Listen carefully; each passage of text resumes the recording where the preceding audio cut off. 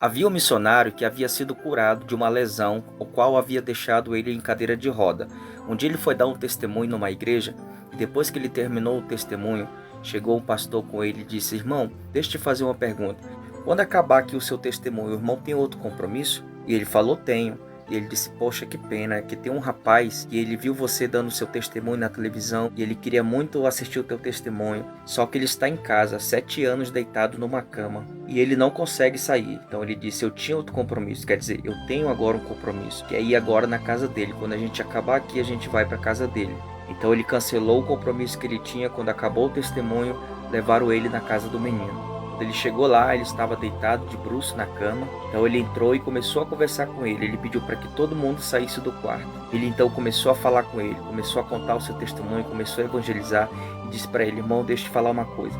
Se você fizer o que eu vou te falar aqui agora," ele disse, "em menos de um ano você vai estar melhor do que eu. Em menos de um ano você vai estar fazendo 20 vezes mais do que eu faço." Porque a lesão dele era uma lesão não tão grave quanto era a dele. Ele conseguia ter alguns movimentos a mais do que ele tinha. Nessa hora ele pediu para que trouxesse a cadeira de roda dele, para que assim ele pudesse então orar por ele, fazer aquilo que Deus estava colocando em seu coração. E assim, através do testemunho dele, ele conseguiu ajudar aquele rapaz. Porque é isso que muitas pessoas estão esperando. As pessoas estão esperando que você conte o seu testemunho, para que elas possam também se espelhar, para que elas possam também se inspirar. Às vezes eu chego a pensar que um testemunho, às vezes, em certos momentos, ele é mais importante do que mesmo uma pregação.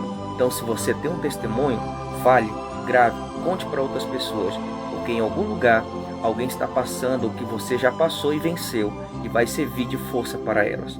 Se você gostou desse vídeo, curte, comenta e compartilha.